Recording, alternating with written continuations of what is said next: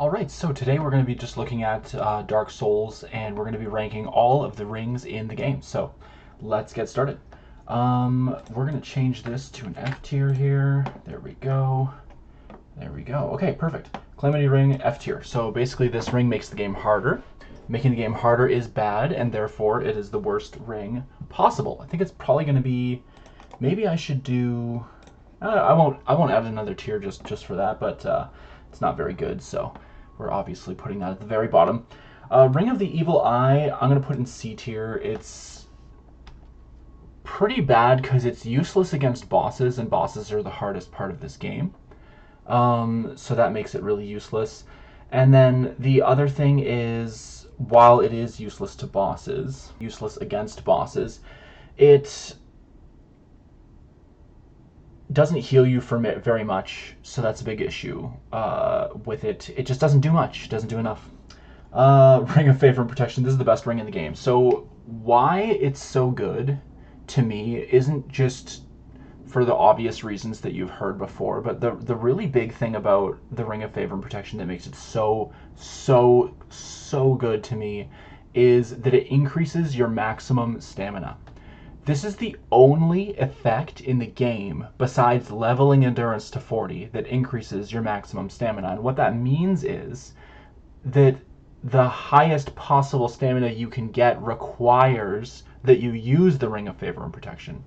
For example, if you're fighting Manus, Father of the Abyss, you're using a plus 15 Eagle Shield fully upgraded, and you want to block his combo attack, where he flails his arms like crazy. It's his most powerful attack, and it's very hard to deal with. It's pretty much unreactable if you're anywhere near him, which is why blocking is so important against that particular attack. You want to stay away from the boss so that he doesn't do that attack, but if you are planning on being up close, melee range, then having a shield that can block that's really important. Without the Ring of Favor and Protection, even with a plus 15 Eagle Shield, at 40 endurance, so you have max stamina you can get without the Ring of Favor, you don't have enough stamina to block the full attack. The last attack is going to break your guard. So, the Ring of Favor and Protection changes that. It makes it so that you can, if you're running shields, you can block any attack in the game. If you have a really good upgraded shield and you have high endurance, you can do that. It's incredibly enabling in that sense. It gives you access to more rolls. It gives you access to more attacks. Every melee build in the entire game uses stamina. Maximum stamina is super important. This gives you that. If this ring only increased your maximum stamina and didn't also increase your equipment load and health, it would still be my pick for the best ring in the game. If there was a ring that gave you like plus 50% maximum stamina, similar to like how Havel's ring is more specialized, if there was a stamina ring that just gave you plus 50% stamina, that would be the best ring in the game, and that would eclipse the Ring of Favor, although I would just use both. So Ring of Favor is amazing for obvious reasons, but the thing that I think is really key is the stamina increase. I even use it on mage builds, because there's no reason for a mage build not to also carry something like the Crest Shield, or even the Grass Crest Shield. Just something to help them out with blocking regular enemies and stuff like that. Even when you're at a distance, an occasional block can be really clutch. So it's absolutely fantastic in a game where shields are super good. And even if you're two-handing, the maximum stamina increase is absolutely vital, because two-handing your weapon means you use more stamina per attack. So you want more stamina. It's just absolutely amazing. Absolutely amazing. So really good. Silver Ring, I'm putting it in C tier. You get lots of souls in this game. It's not like you really need it. You could use it for soul farming if you want. Maybe if you're in the Painted World and you're defeating those Phalanx demons, which are just like the Demon Souls first boss enemy that's just put there. If you're farming those, sure, use this. Otherwise, don't. It's like, if you're using up a ring slot on increasing your soul gain, then you're kind of nerfing your build, because you could have the benefits of another ring for the reward of getting more souls. So I think that's a really interesting trade-off. It's very cool. Is it powerful? No. Is it useful if you're like really good at the game, yes. Like if you're really good at the game and you just don't need your second ring slot, then sure, you could get like a free bonus, and you can get this super early because nothing's stopping you from like running through the darkness in the Tomb of the Giants, killing Nito, going and grabbing this ring. Then you've got the Rite of Kindling and this ring like super early. It can make a big difference on your build. I've done that on a few builds, just right away as soon as you start, just run through the entire Catacombs, Tomb of the Giants, and go grab this thing because it's actually not locked until you get the Lord Vessel. It is available right from the start of the game, so and it's behind the easiest boss in the game too, so very early accessible. The thing is that if you're already speedrunning through Tomb of the Giants to get to this ring, like super early in the game, and if you're using this ring because you don't need another ring slot because you're that good at the game, you're already so good at the game that really what ring is good or bad doesn't actually matter anymore because you're so good that you can just win everything anyway. Like I think at that point, like your build is irrelevant. You know, you could beat the game with the broken straight sword at that point. So that's kind of how I feel about some things. It's like at a certain point where your skill is required to be so high in order for something to be used, then it's irrelevant how good it is because you're already good enough to beat the game with anything. You know, you could beat the game with just an uninfused, unupgraded hand axe at a certain point. You know, so it's just like there you go. And I mean unbuffed too. I'm talking about the real skill. So. The Gold Serpent Ring is really useful for farming upgrade materials, or even if you want, like, let's say you're doing a Baldur Side Sword build, you want the Baldur Side Sword, you just grab this ring. If you want the Man Serpent Greatsword, which I think is just super underrated weapon, absolutely fantastic, it's a great ring to use to get that, so it's super good for getting items that you need. The Rusted Iron Ring, I'm going to put in the same exact tier. The reason this is good is specifically if you're using a boss weapon. If you're using something like Quelleg's Fury Sword and you want to farm up enough Demon Titanite, preferably earlier than when you get to the infinitely respawning one, then you're going to want to use this because then you can go into Sen's Fortress and fight those Titanite demons that are in the bottom area there. It's a great place to get enough Demon Titanite to fully upgrade your weapon of choice once you are in Anor Londo. So as soon as you reach the Giant Blacksmith, you should be able to get to a +5 if you're using this ring to fight those guys down there, because those guys down there are a pain in the butt to fight without this thing, with the sludge in the ground there. So it's just useful for farming, so that's why it goes in the same tier as the Gold Serpent Ring there. Darkwood Grain Ring is really interesting. I'm going to put it in A tier. It's extremely good.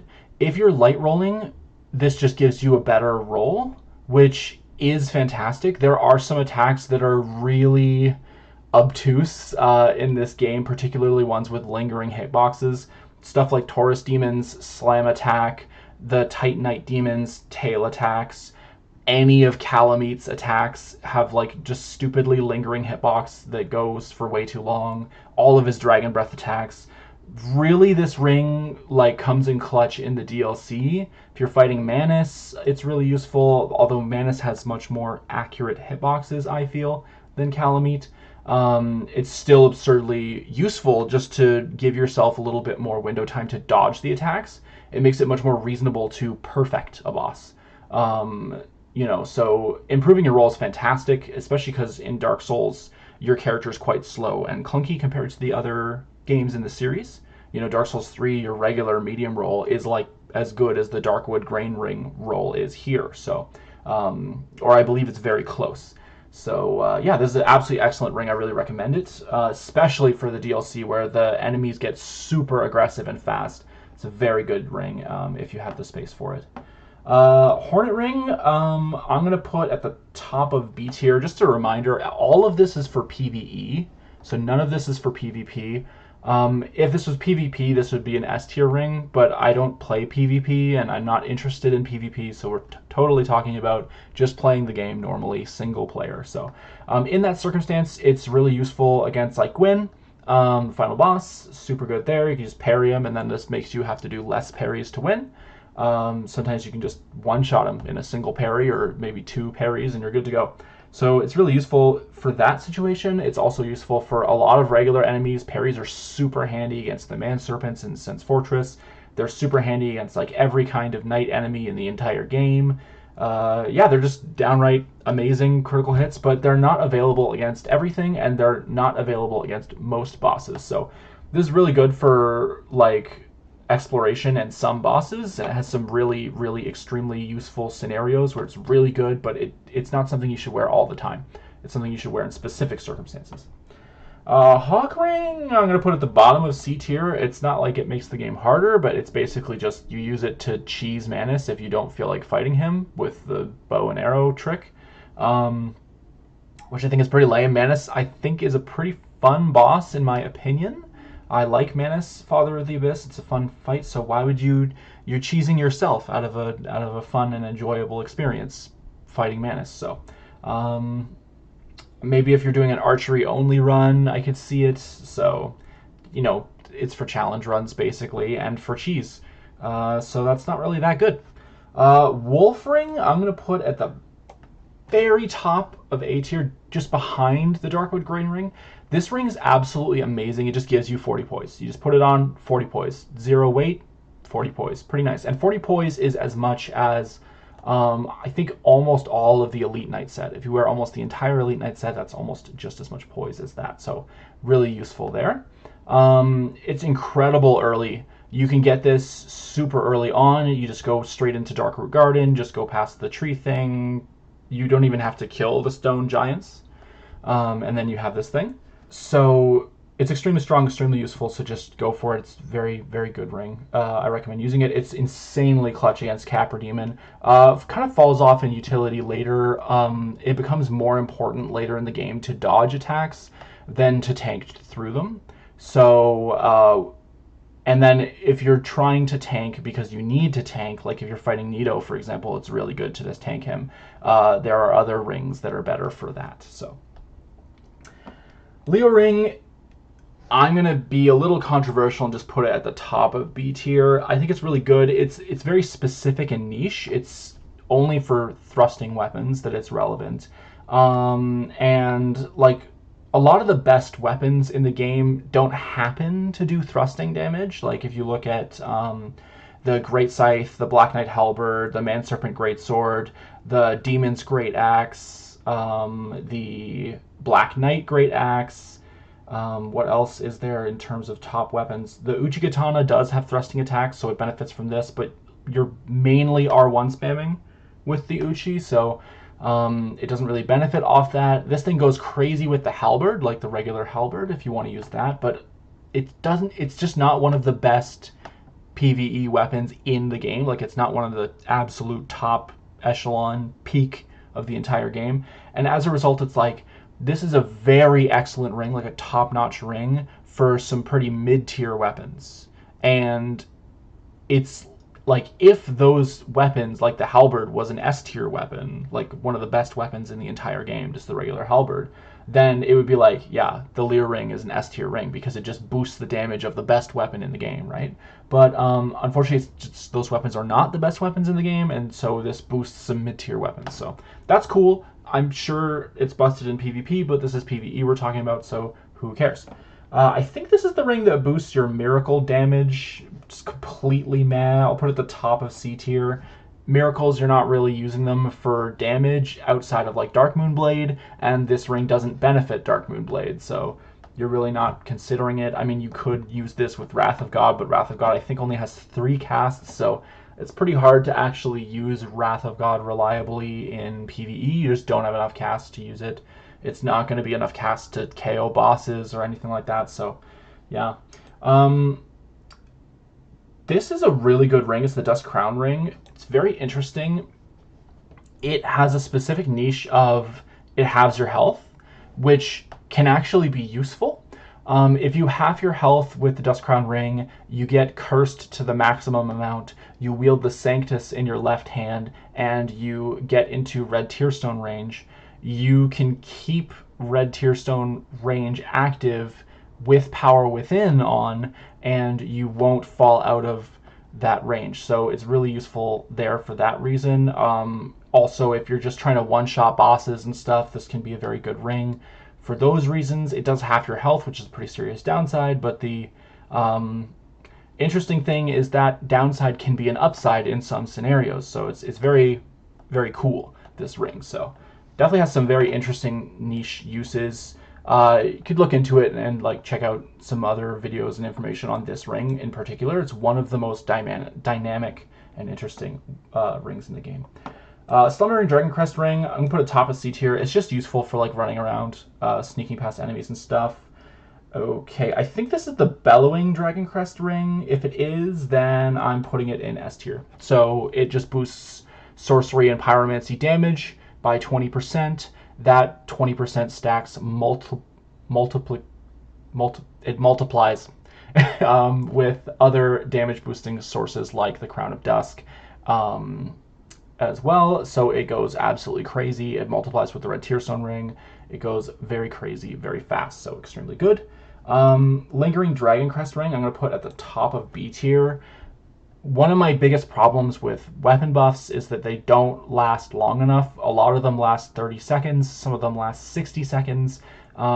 Yes, it's true that if you have a really powerful buff build, if you're slapping a buff on the Painting Guardian Sword or the Falchion, you can KO a boss in that much time, in 60 seconds or less. Even some of the hardest DLC bosses you can kill that way. However, if you're doing that, you're basically no-hitting the boss, and you are optimizing for the absolute highest DPS possible.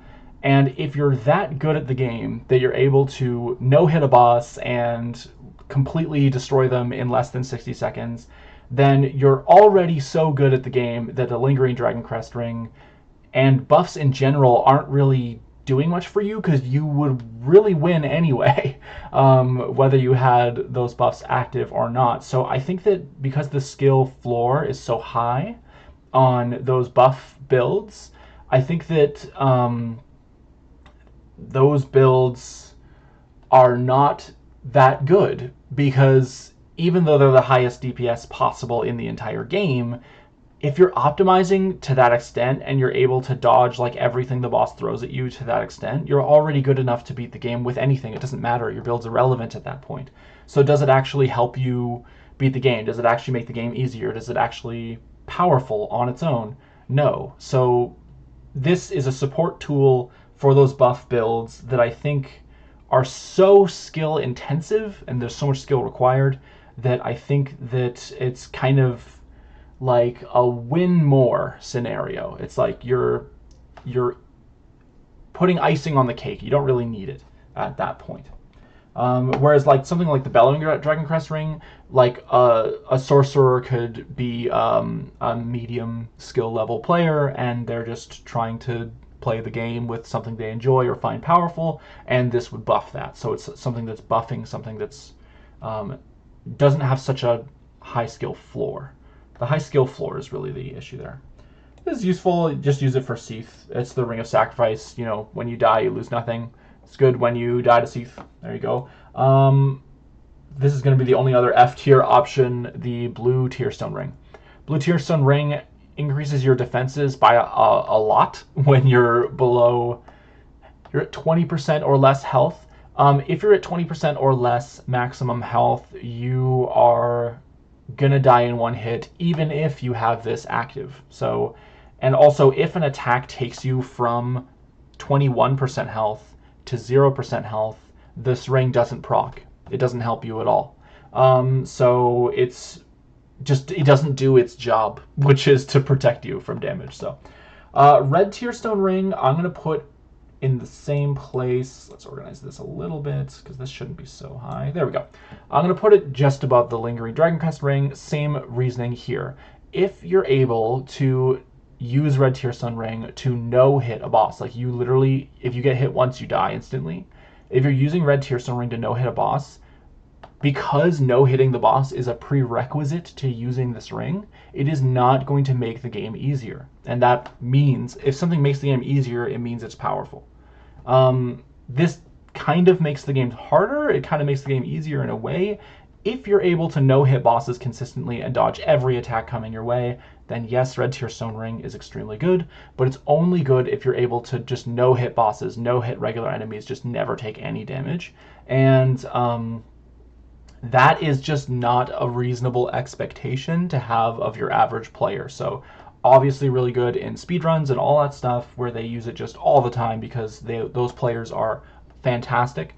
But is this ring going to help you reasonably beat the game against a boss you're struggling with? No, it's absolutely not going to help you with that situation. Something like the Darkwood Grain Ring is going to help you in that situation, or the Ring of Favor and Protection. These rings are going to actually help you win. I might raise the Darkwood Grain Ring actually to the bottom of S tier. But anyway, this, because you have to no-hit a boss already in order to use this, you are going to win anyway, because you have the skill to no-hit a boss. And if you don't have the skill to no-hit a boss, then this ring just gets you killed. So you could argue that you could use it like you walk into the boss fight and then on full health, and you hope that if you get hit, you might proc this and it might clutch out a win, but that's super niche and unlikely. I put all of the the bite rings, the blood bite ring, just as represented by this one. They're useful if you're going up against something in particular that does that thing, particularly the Curse Bite ring. Very useful if you're going up against Seath, you just don't want to get cursed. You could wear the full Crimson set and this, and then boom, you're pretty resistant to curse, so that's very helpful. Same with all of the Stone Plate rings. The speckled one's probably the worst one, but the other Stone Plate rings, you just wear it if you specifically want to get some damage negation against a certain damage type. It can be very useful against Bed of Chaos, like if you use the Flame Stone Plate ring, Magic Stone Plate ring against Seath, so on and so forth. Pretty useful. This is the Ring of Steel Protection. Again, it's pretty good. Gives you some negations. It's a lot of negations for the fact that it takes up 0 weight. The problem is it takes up a ring slot. So if you consider the Ring of Steel Protection to be like an armor piece, like as if it were a chest piece or something, it would be the most broken chest piece in the game because it would weigh 0 and give you this massive defense increase. But the problem is it doesn't give you poise, which poise is more useful than damage negation, and damage negation also isn't really that significant in this game. The main reason you wear armor is for poise. So it doesn't help you that much. It helps you a good bit, which is quite useful, so you can consider it like an extra armor slot. Havel's Ring, instant S tier. Very tough decision whether to put it above or below the Darkwood Grain Ring. Basically, if you are running Ring of Favor and Protection, which you always should be, you're either running Darkwood Grain Ring or Havel's Ring if you're a melee build.